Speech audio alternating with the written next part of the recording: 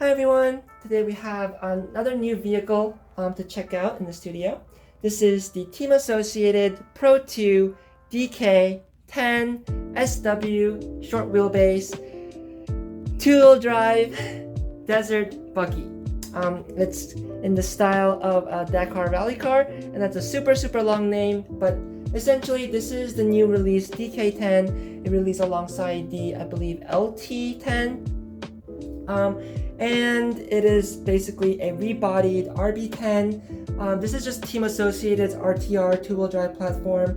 It's shared with the RB10, LT10, DB10, SC10, DR10,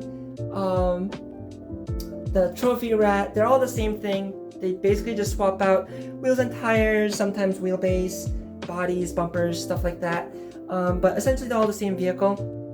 So I personally wish they just stuck to one chassis code, like, I don't know, just say like DB10 for all of them or something, and just call all of them a DB10, or call all of them like RB10 or something like that, and then just change the name of them, kind of like Tamiya does with like the TTO2. They'll just have the TTO2 platform and have multiple different vehicles on the same platform, just so it's easier to find parts for these things, and it just gets a little less confusing.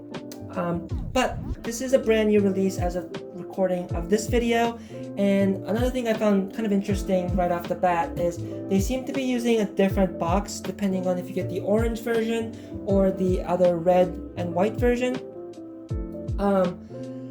So that's pretty interesting. So usually they use the same box and just check off a little thing on the side, but this is the orange one, as you can see, and even on the barcode here, all the depictions of the vehicle on the box are the orange one, and you can see the barcode specifically says orange and blue.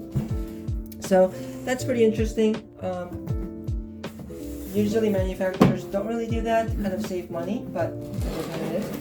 But looking around the box first real quick, you can see, being a Team Associated vehicle, there are plenty of nice upgrades available down the line. So you can make this more of like a more of a high performance vehicle. Out of the box, it's going to be your kind of typical RTR setup, kind of basic, especially a two-wheel drive buggy. Some stuff there you can pause to read if you like. Some of the specs. Pause to read that if you like. On this side, just some other things about the chassis and the electronics. You can pause to read that if you like. But let's get this thing opened up. The box is actually much larger than I was expecting. Being a two-wheel drive buggy platform, I was expecting the box to be quite small, but let's get this thing opened up and see what you get inside. So inside the box, you're going to get, of course, the vehicle, the DK10, Team Associated's XP120 transmitter, and a little Ziploc bag of instructions for the vehicle, the electronics, the radio, and some basic tools. That's a kind of interesting looking wrench in here. But yeah, that's basically all it comes with. Nothing too exciting. You can get a version of it that includes a battery and a charger, but this particular one is one without the battery and charger because I have plenty of batteries. So initial thoughts about this radio, it works fine for what it is. It's a perfectly serviceable radio, but for my uses specifically, I'm not a big fan of these radios, mainly because the steering wheel is so far away from my thumb. I tend to film and drive at the same time, and I hold the camera with one hand and drive around like this. And nowadays, because I have a sun allergy, if I want to be outside, usually I'm holding an umbrella to shade myself, and driving with one hand, and this kind of makes it a little bit difficult.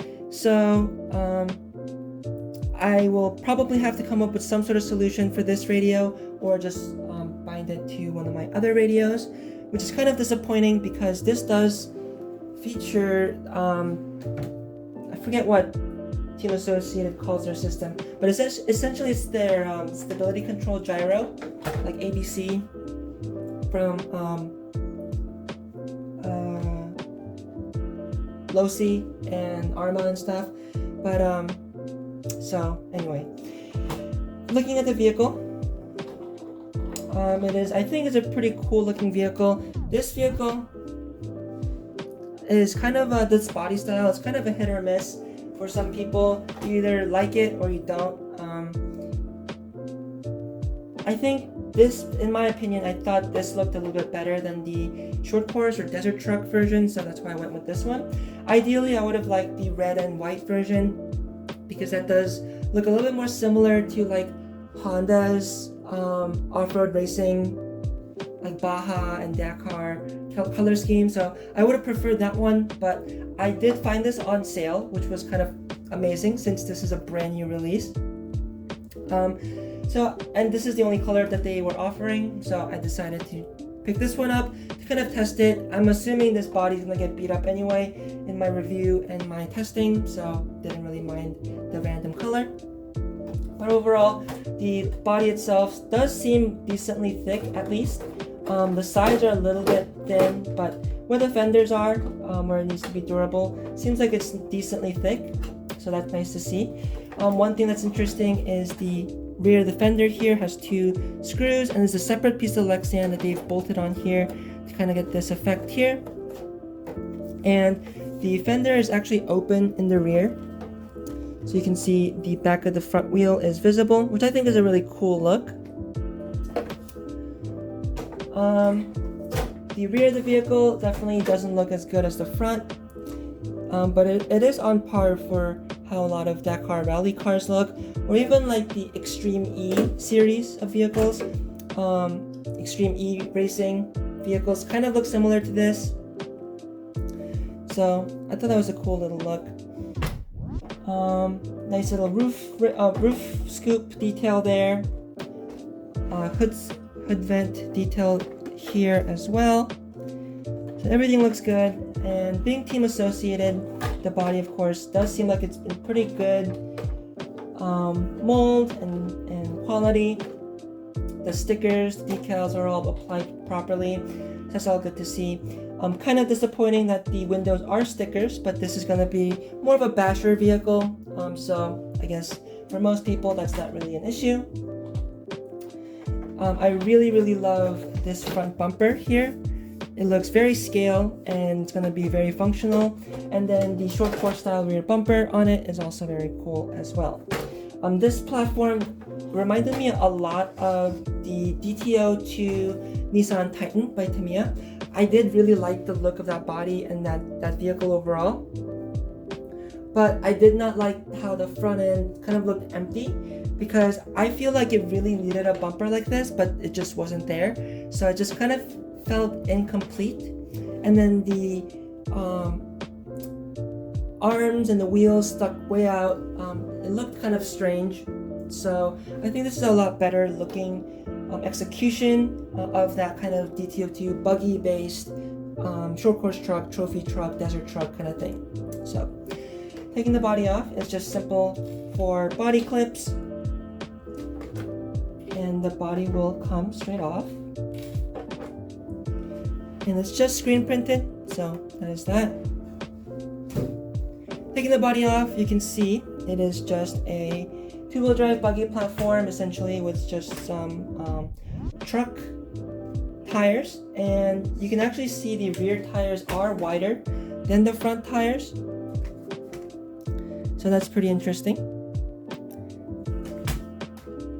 Normally with truck bodies, you'll get the same width tire front and rear, so that is kind of interesting that they gave you wider tires in the rear.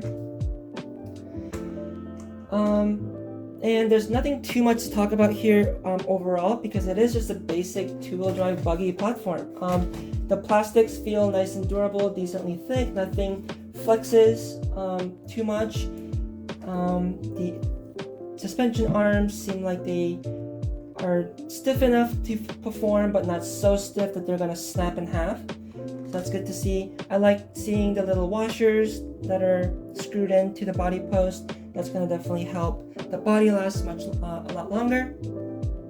I will still probably throw some foam donuts on these to kind of just keep it from rattling around too much. This is a brushless vehicle, so it does come with a brushless ESC. It's probably another one of those rebranded Hobbywing units, so I'm assuming the Hobbywing programming cards will work on these. And then the brushless motor in the back. I don't quite remember off the bat what kV this motor is. So it looks like it's a 3300 kV brushless motor, so decent kV rating, and it's got the heatsink kind of ribbing on it, which is nice to see. The wheels and tires do look pretty scale, and they do look really nice. They're not beadlocked or anything, they're glued. And the tire compound, it does feel like there's foams in there, nice and vented, and the rubber compound actually feels soft enough to use. I was kind of worried that the tires would be too stiff because they look very similar to like Tamiya's tires from the CC01 and CC02, because those are notoriously useless. But these do seem like they grip pretty well. You can see I'm really trying to push this, and the tires do seem like they're going to be very usable, so that's nice to see. The servo horn feels a little loose, so that's a little bit disappointing, so hopefully we'll be able to tighten that up somehow. Some other initial notes that I made when I pulled it out of the box is, for mine, I don't know if this is the case with all of them, but for mine, the motor was not wired correctly. So forward would make it go reverse, and then reverse would make it go forward, but it wasn't as simple as just flipping the reverse switch on the throttle on the transmitter. The motor leads actually were not connected properly, so I had to disconnect them, reconnect them to their proper spots, and now they work fine. But if this is your first ever hobby grade RC car, that might stump some people, so I think that's kind of a point off there. Another thing is, I was having aluminum body shocks. I was assuming it's gonna have the threaded bodies as well, but it does not look like they're threaded bodies. They do use preload clips, and in the front, I don't know if the preload clips got lost or they just don't have them, but the springs don't even sit on the shock. They're just kind of dangling there. So when the front suspension is in full droop, the spring just completely comes detached. So that's really bad. I don't like that, and I think it definitely needs some preload clips there to at least keep the spring from wiggling around. So that was pretty disappointing. Otherwise, it's just a lot of plastic. The aluminum shocks do give it kind of more of an air of quality, as well as some of the metal bracing parts and stuff. But overall, it is all plastic, and it's a pretty basic platform. All the electronics, as far as I'm aware, is waterproof. They don't specifically list that everything is waterproof, so I don't know if this receiver box will be waterproof. So I would kind of use caution driving around water. I definitely wouldn't go submerging this thing. But if you get a splash of water here and there, or you drive it like quickly out in the rain or something, I don't think it's gonna hurt anything too badly. It does have bearings in it, so everything spins nice and freely. Dean's connector, so I don't know if you'll like that or dislike that. I don't mind Dean's because I have batteries with Dean's connectors, so I can actually use this thing. But yeah, overall, other than the front shocks thing and the motor thing, I think it does look like a pretty decent platform. Everything else just being plastic, I think the transmission is Metal Gears, but everything else being plastic may lead some people to think that this is kind of a cheaper feeling vehicle, and the pricing on this is pretty high. It is $350, which I think is a little on the high side, especially for a two-wheel drive vehicle, even if it is brushless. I think 300 might have been like a better price point for this, which is actually what I got mine for. But 350 seems a tad high. Ideally, I think it would have been cool to get it around like 250, 260. That would have been really nice. A lot of brushless four-wheel drive vehicles come in around 350, so to have a two-wheel drive vehicle for the same price, I think not a lot of people are gonna be happy with that. So pricing, I think, could use some work, but otherwise, it does look like there's a lot of adjustments, turnbuckle adjustments, toe adjustments and stuff. It does also look like you can put in sway bars in here, which will be cool. And then you saw the large amount of team associated factory team upgrades for this, so it should be a decent and promising vehicle. Anything else before I wrap things up for the initial thoughts?